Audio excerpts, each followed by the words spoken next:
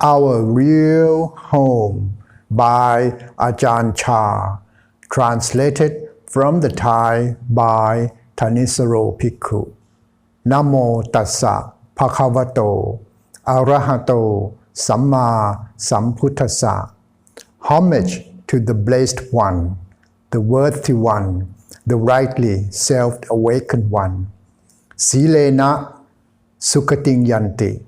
Through virtue, they go to a good destination.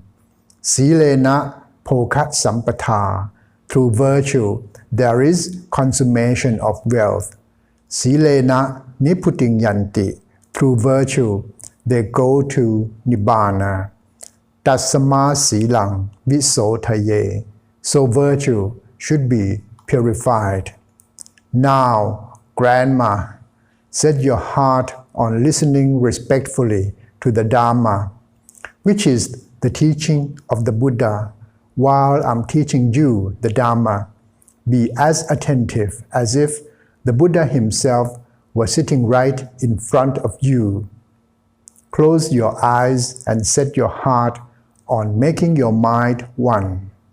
Bring the Buddha, Dharma, and Sangha into your heart as a way of showing the Buddha respect. Today, I haven't brought you a gift of any substance aside from the Dharma of the Buddha. This is my last gift to you, so please accept it.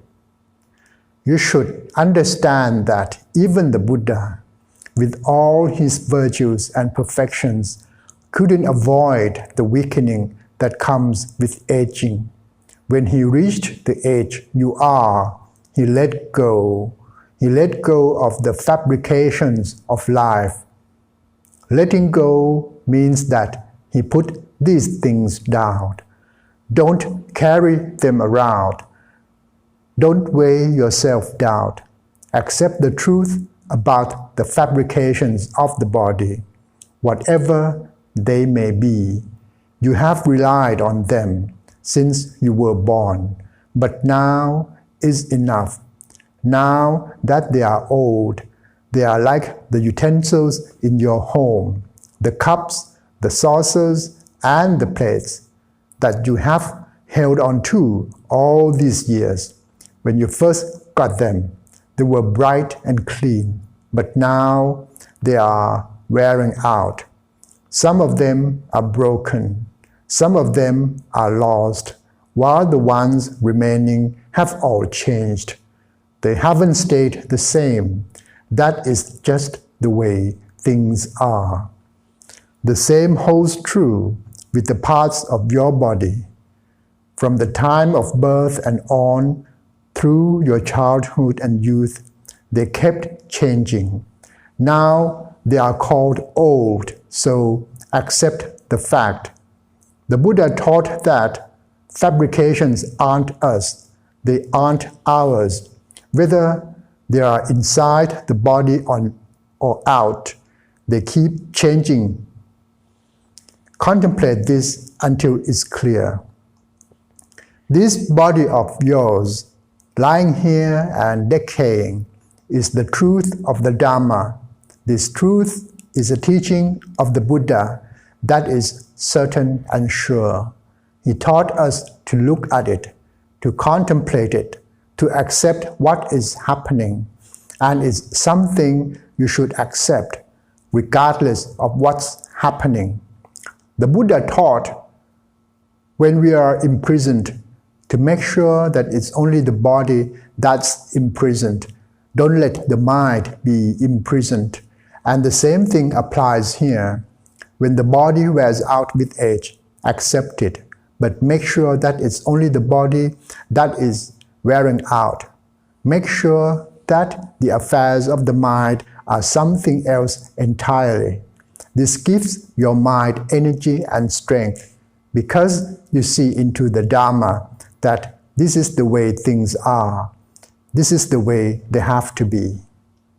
As the Buddha taught, this is the way the body and mind are of their own accord. They can't be any other way. As soon as the body is born, it begins to age. As it ages, it gets sick. After it's sick, it dies. This truth is so true. This truth you are encountering today is the truth of the Dharma. Look at it with your discernment so that you can see. Even if fire were to burn your house, or water were to flood it, or whatever the danger that would come to it, make sure that is only the house that gets burned. Make sure your heart doesn't get burned along with it. If water floods your house, don't let it flood your heart. Make sure it floods only the house, which is something outside the body. As for the mind, get it to let go and leave things be. Because now is the proper time to let go. You have been alive for a long time now, haven't you? Your eyes have had the chance to see all kinds of shapes, colors, and lights. The same with your other senses. Your ears have heard lots of sounds, all kinds of sounds, but they were no big deal. You have tasted really delicious foods, but they were no big deal. The beautiful things you have seen, they were no big deal. The ugly things you have seen, they were no big deal. The alluring things you have heard were no big deal. The ugly and offensive things you have heard were no big deal.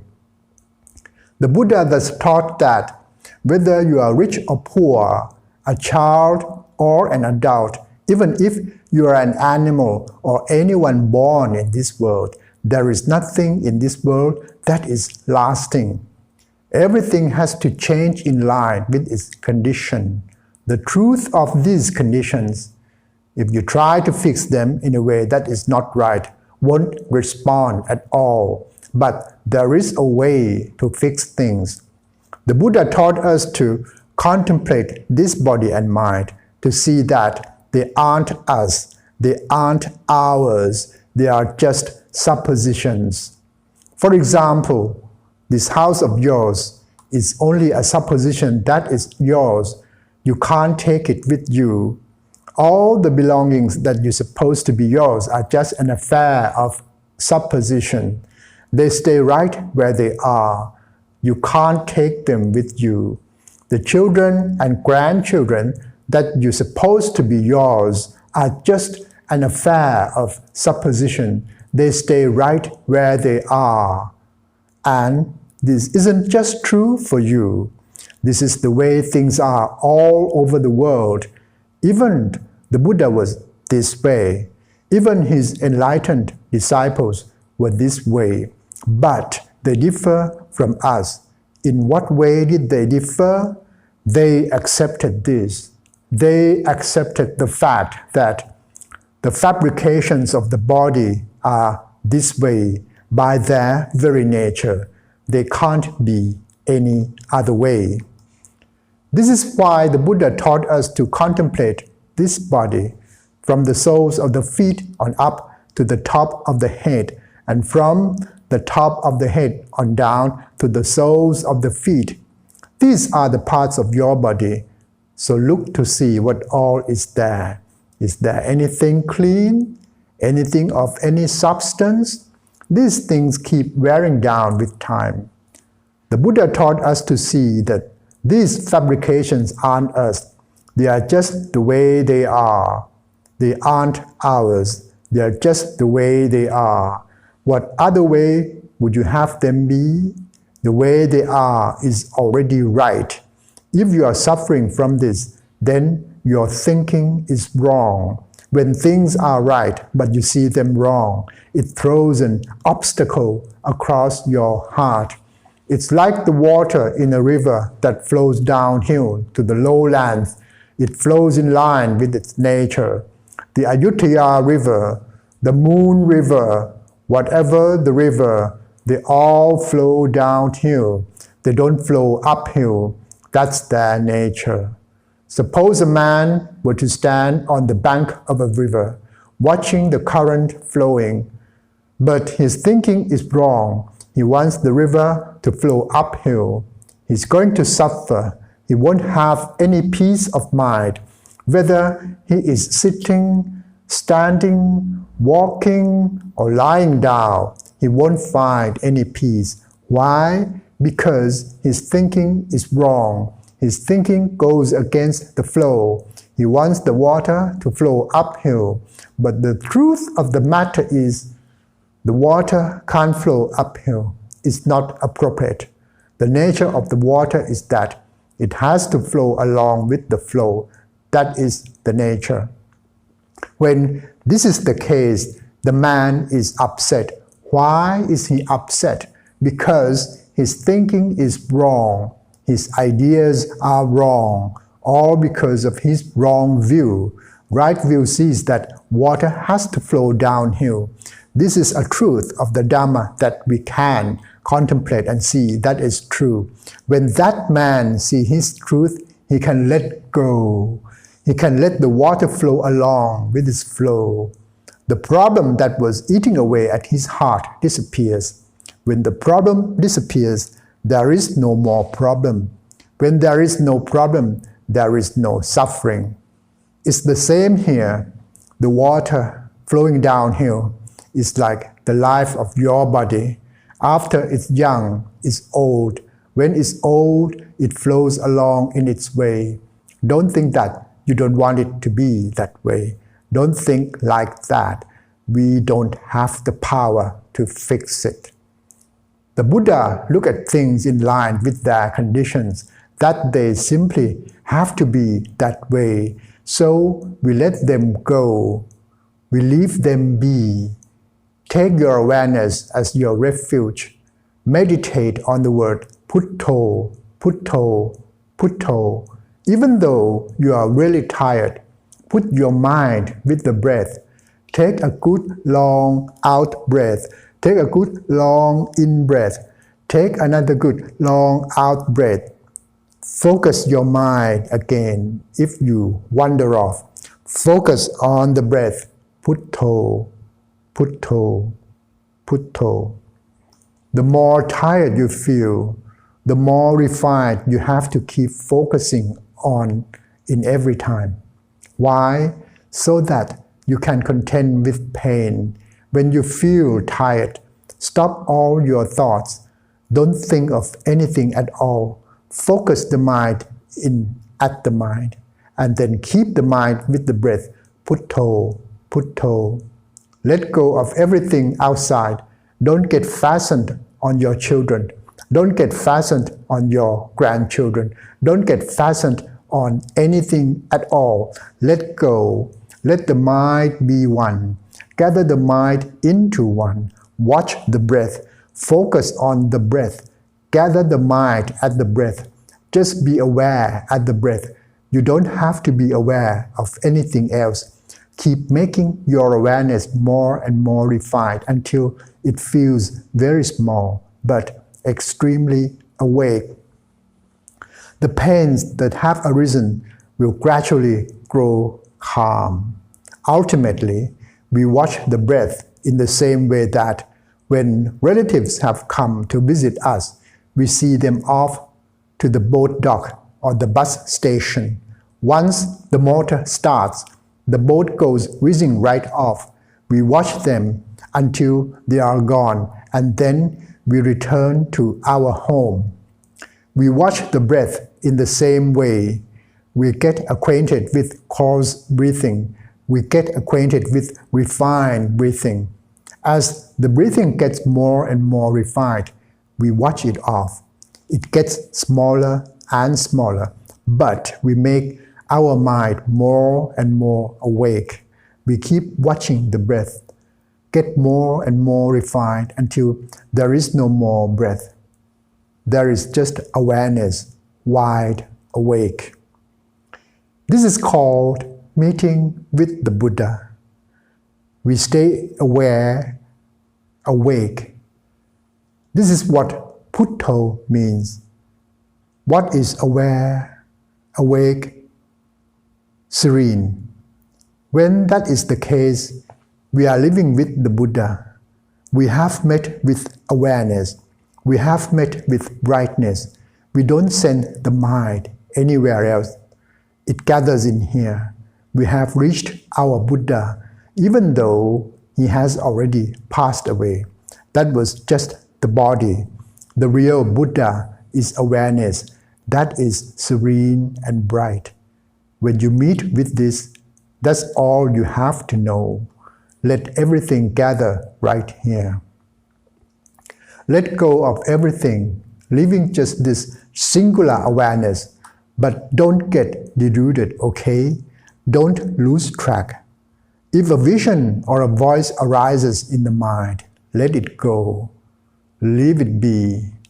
You don't need to take hold of anything at all. Just take hold of the awareness. Don't worry about the future. Don't worry about the past. Stay right here. Ultimately, you get so that you can't say that you are going forward. You can't say that you are going back. You can't say that you are staying in place. There is nothing to be attached to. Why? Because there is no self there. No you, no yours. It's all gone. This is the Buddha's teaching. He tells us to be all gone in this way. He doesn't have us grab hold of anything. He has us be aware like this, aware and letting go. This is your duty right now, yours alone. Try to enter into the Dhamma in this way. This is the path for gaining release from the round of wandering on. Try to let go, to understand, to set your heart on investigating this. Don't be worried about this person or that, your children, your grandchildren, your relatives, everybody. Don't be worried about them. Right now, they are fine. In the future, they'll be just like this, like you are right now. Nobody stays on in this world. That is the way it has to be. This is a condition, a truth that the Buddha taught. All the things that don't have any truth to them, he has us leave them be. When you leave them be, you can see the truth. If you don't leave them be, you won't see the truth. That is the way things are. Everybody in the world has to be this way. So don't be worried. Don't fasten onto things. If the mind is going to think, let it think. But think using discernment. Think with discernment. Don't think with foolishness. If you think about your grandchildren, think about them with discernment, not with foolishness. Whatever there is, you can think about it. You can be aware of it, but think with discernment. Be aware with discernment. If you are really aware with discernment, you have to let go. You have to leave things be. If you think with discernment and are aware with discernment, there is no suffering, no stress. There is just happiness, peace, and respite all in one. The mind gathers like this. All you need to hold on to in the present is the breath. This is your duty now. It's not the duty of anyone else. Leave their duties to them.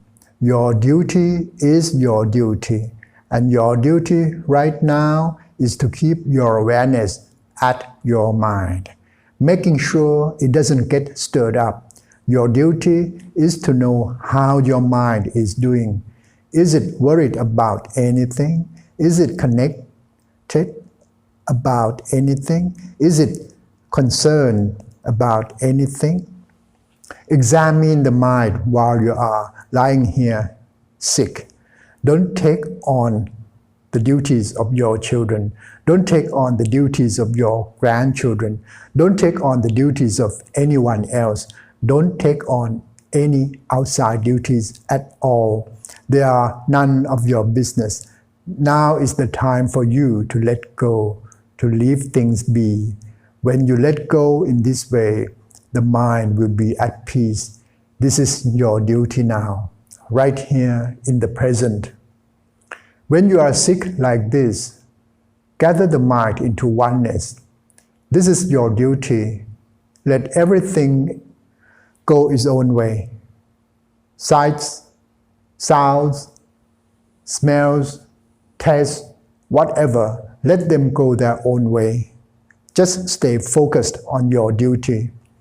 If any preoccupation comes in and it bothers the mind, just say in your heart, leave me alone. Don't bother me. You are no affair of mine. If any critical thoughts come up, fear for your life, fear that you will die, thinking of this person, thinking of that person, just say in your heart, don't bother me. You are no affair of mine. This is because you see all the dhammas that arise. What are the dhammas? Everything is a dhamma. There is nothing now that isn't a dhamma. What is the world?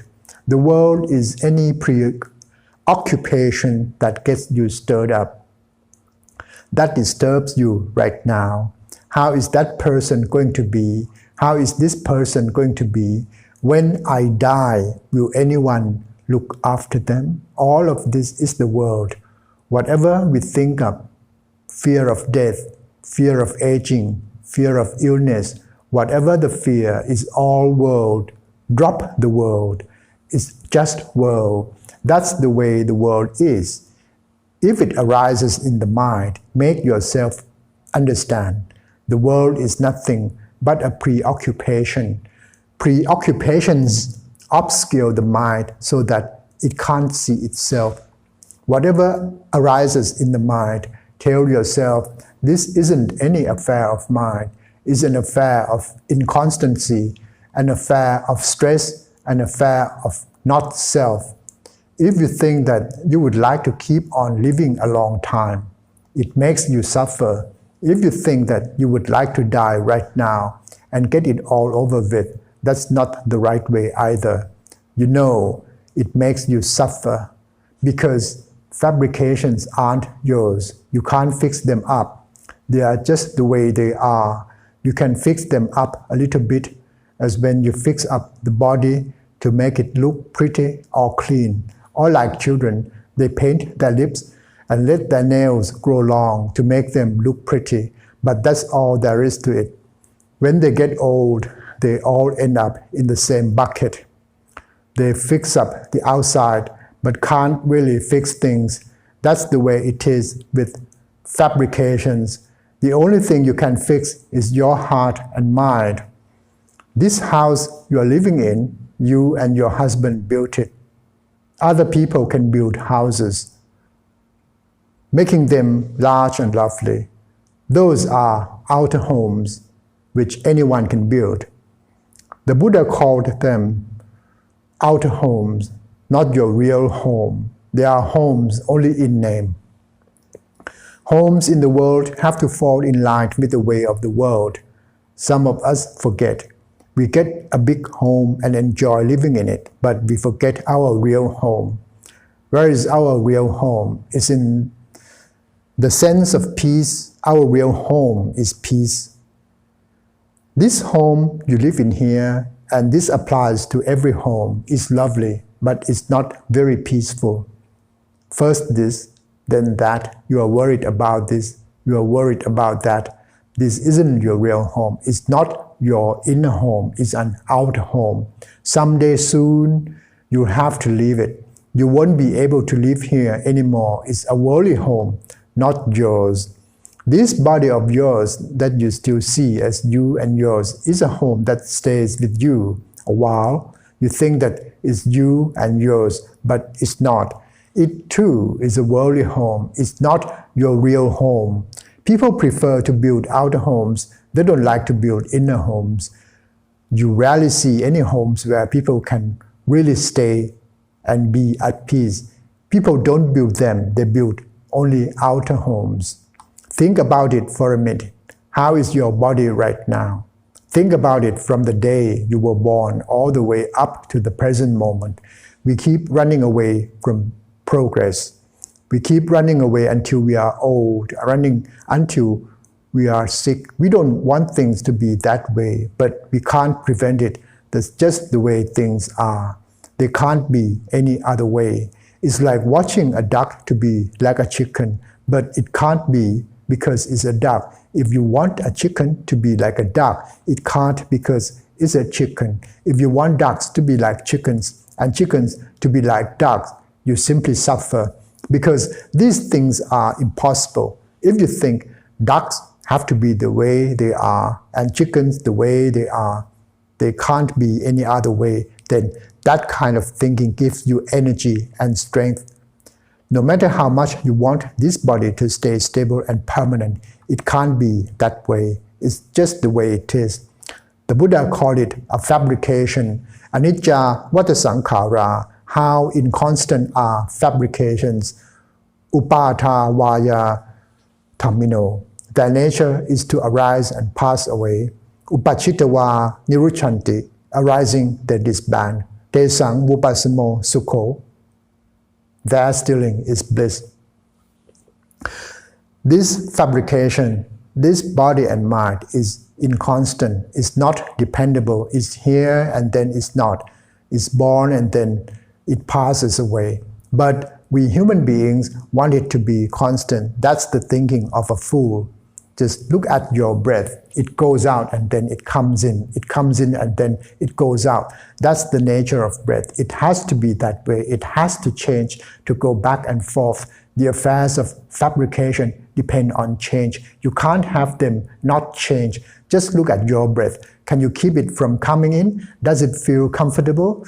If you draw in a breath and then don't let it go out, is that any good? Even if you want it to be constant, it can't be constant. It's impossible. It goes out and then it comes in. It comes in and then it goes out. It's such a normal thing. We are born and then we age. We age and then we get sick and die. It's so normal, but we don't like it. It's as if we wanted the breath to come in and not go out, or to go out and not come in. When it comes in and out and in, we can leave. Human beings and animals have been living right up to the present because fabrications follow their duty in line with their conditions. That's their truth. So we have to see their truth in line with their truth as with the affair of birth, aging, illness, and death. Once we are born, we are already dead. Birth and death are all the same. One part is the beginning and one part the end. Just like a tree, when it has a base, it has an upper tip. When it has an upper tip, it has a base. When there is no base, there's no upper tip. There's no upper tip without a base. That's the way things are.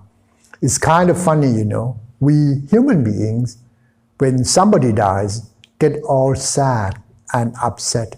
We cry and grieve, all kinds of things. It's delusion. It's delusion, you know. To cry and lament when somebody dies. That's the way we have been since who knows when. We hardly ever reflect to see things clearly. In my opinion, and you will have to forgive me for saying this, but if you are going to cry when somebody dies, it would be better to cry when somebody is born. But we have things all backwards. If somebody is born, we laugh. We are happy and glad, but really birth is death and death is birth. The beginning is the end and the end is the beginning. When someone dies or is about to die, we cry. That is foolishness. If you are going to cry, it would be better to cry from the very beginning, for birth is death. Without birth, there is no death. Do you understand? Death is birth and birth is death. Don't think in a way that puts you in a turmoil. Just let things be the way they are. This is your duty now. No one else can help you. Your children can't help you. Your grandchildren can't help you. Your wealth can't help you. The only thing that can help you is if you correct your sense of things right now. Don't let it waver back and forth. Let go. Let go. Even if we don't let things go, they are already ready to go. The parts of your body are trying to run away. Do you see this? When you were young, your hair was black, now it's gray. This is how it's already running away. When you were young, your eyes were bright and clear, and now they are blurry. Do you see this? They are already running away. They can't hold out any longer, so they have to run away. There is no longer that place to stay. Every part of your body has started running away. When you were young, were your teeth solid and steady? Now they are loose. You may have put in false teeth, but they are something new, not the original ones. The original ones have run away. Every part of your body, of everybody's body, is trying to run away. Your eyes, ears, nose, tongue, and body, all of these things are trying to run away. Why? Because this isn't their place to stay. They are fabrications, so they can't stay. They can stay for only a while and then they have to go. And it's not just you. Every part of the body, hair of the head, hair of the body, nails, teeth, skin, everything is getting ready to run away.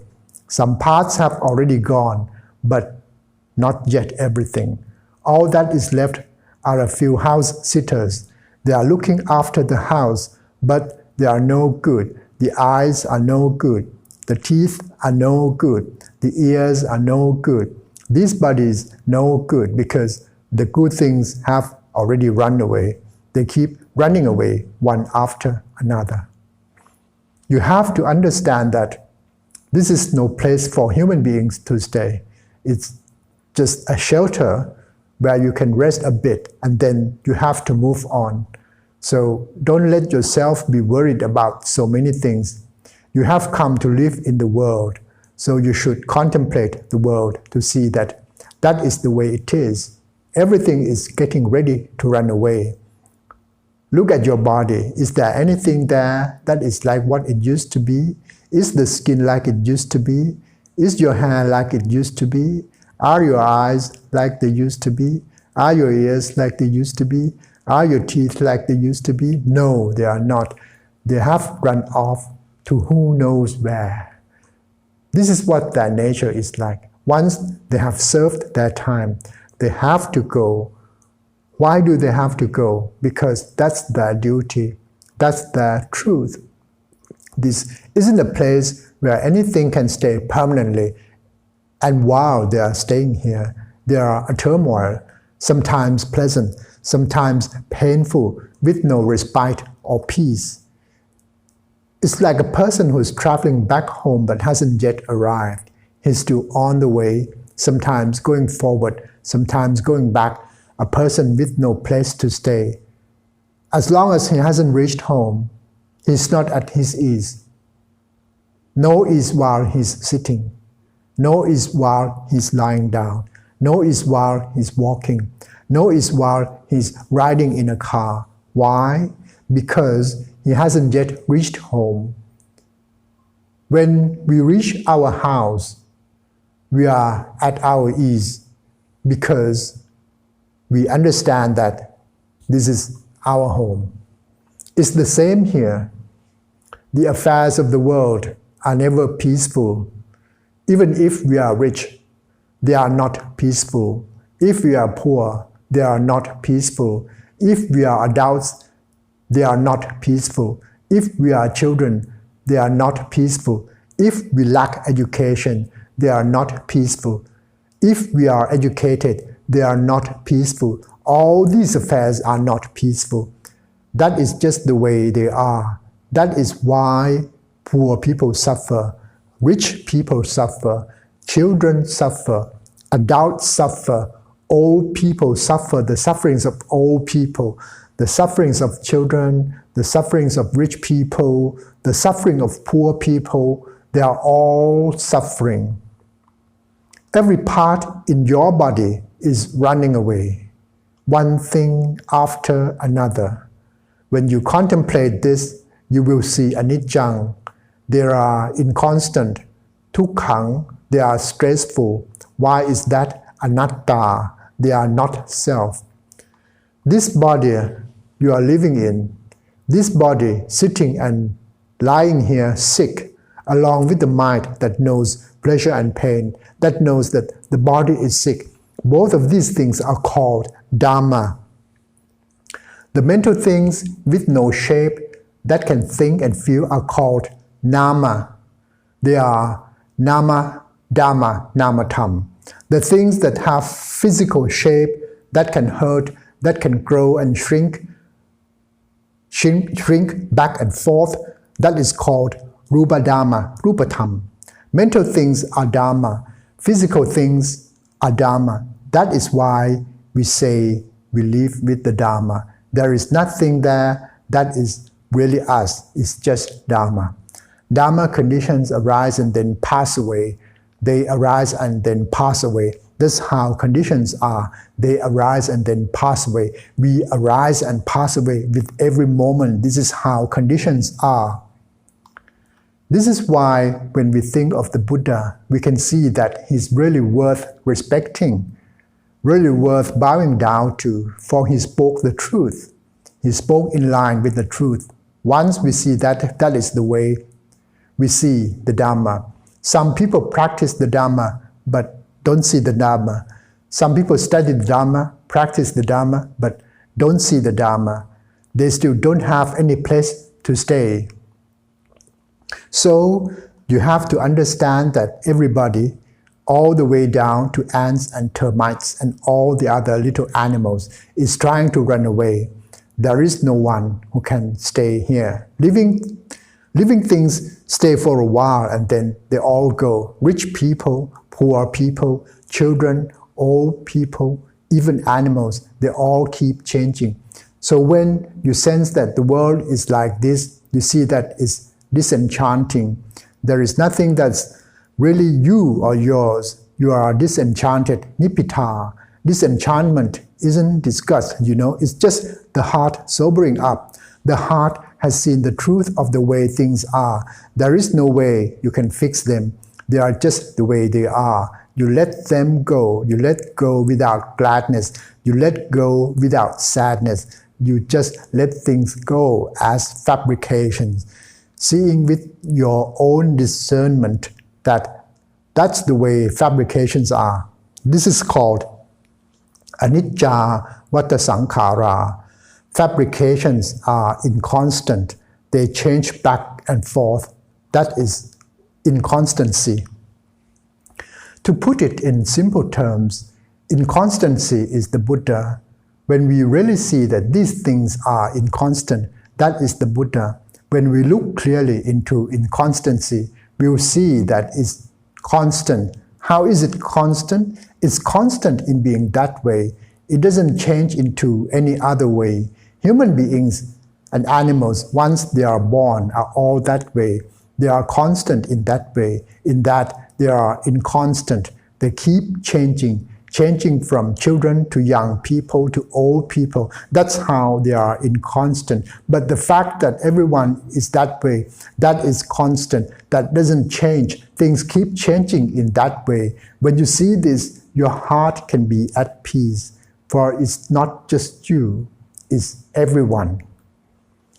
When you think in this way, it's disenchanting. Nibbita arises. It kills you of your lust and desire for sensuality, for the world, for the beds of the world. If you have a lot of them, you abandon a lot. If you have a little, you abandon a little. Look at everyone. Have you seen any of these things since you were born? Have you seen poor people? Have you seen rich people? Have you seen people who died young? Have you seen people who died old? We have all seen these things. They are no big deal. The important point is that the Buddha has us build a home for ourselves, to build a home in the way I have described to you. Build a home so you can let go, so that you can leave things be. Let them go and then leave them be. Let the mind reach peace. Peace is something that doesn't move forward. doesn't move back, doesn't stay in place. That is why it's called peace. It's peace in that it's free from going forward, free from moving back, free from staying in place. Pleasure isn't a place for you to stay. Pain isn't a place for you to stay. Pain wears away. Pleasure wears away. Our foremost teacher said that all fabrications are inconstant. So when we reach this last stage in life, he tells us to let go and leave things be. We can't take them with us. We will have to let them go anyhow. So wouldn't it be better to let them go beforehand? If we carry them around, they weigh us down. When we sense that they weigh us down, we won't carry them around. Wouldn't it be better to let them go beforehand? So why carry them around? Why be attached to them? Let your children and grandchildren look after you while you can rest at your ease. Those who look after the sick should be virtuous. Those who are sick should give others the opportunity to look after them. Don't give them difficulties. Wherever there is pain, learn how to keep your mind in good shape. Those who look after their parents should have their virtues too. You have to be patient and tolerant. Don't feel disgust. This is the only time you can really repay your parents. In the beginning, you were children and your parents were adults. It was in dependence on them that you have been able to grow up. The fact that you are all sitting here is because your parents looked after you in every way. You owe them a huge debt of gratitude. So now you should understand that your mother is a child. Before you were her children, but now she is your child. Why is that? As people get older, they turn into children. They can't remember things. Their eyes can't see things. Their ears can't hear things. They can make mistakes when they speak, just like children. So you should understand and let go. Don't take offense at what the sick person says and does. Let her have her way. In the same way you would let a child have its way when it won't listen to its parents. Don't make it cry. Don't make it frustrated. It's the same with your mother. When people are old, their perceptions get all skewed. They want to call one child, but they say another one's name. They ask for a bowl when they want a plate. They ask for a glass when they want something else. This is the normal way things are, so I ask you to contemplate it for yourself. At the same time, the sick person should think of those looking after her, have the virtue of patience and endurance in the face of pain. Make an effort in your heart so that it isn't a turmoil. Don't place too many difficulties on the people looking after you. As for those looking after the sick person, have the virtue of not feeling disgust over mucus and saliva, urine and excrement. Try to do the best you can. All of the children should help in looking after her. She's now the only mother you have. You have depended on her ever since you were born to be your teacher, your nurse, your doctor. She was everything for you. This is the benefaction she gave in raising you. She gave you knowledge. She provided you all your needs and gave you wealth. Everything you have, the fact that you have children and grandchildren, nice homes, nice occupations, the fact that you can send your children to get an education, the fact that you even have yourself, what does that come from? It comes from the benefaction of your parents who gave you an inheritance so that your family line is the way it is. The Buddha thus taught benefaction and gratitude. These two qualities complement each other. Benefaction is doing good for others. When we have received that goodness, received that help, whoever has raised us, whoever has made it possible for us to live, whether it's a man or a woman, a relative or not, that person is our benefactor. Gratitude is our response. When we have received help and support from benefactors, we appreciate that benefaction. That is gratitude. Whatever they need, whatever difficulty they are in, we should be willing to make sacrifices for them, to take on the duty of helping them. This is because benefaction and gratitude are two qualities that undergird the world so that your family doesn't scatter, so that it's at peace, so that it's as solid and stable as it is. Today, I've brought you some Dharma as a gift in your time of illness. I don't have any other gift to give. There is no need to bring you any material gift. For you have plenty of material things in your house, and over time they just cause you difficulties. So I have brought you some Dhamma, something of substance that will never run out. Now that you have heard this Dhamma, you can pass it on to any number of other people, and it will never run out. It will never stop. It's the truth of the Dhamma, a truth that always stays as it is. I'm happy that I have been able to give you this gift of Dhamma so that you will have the strength of heart to contend with all the things you face.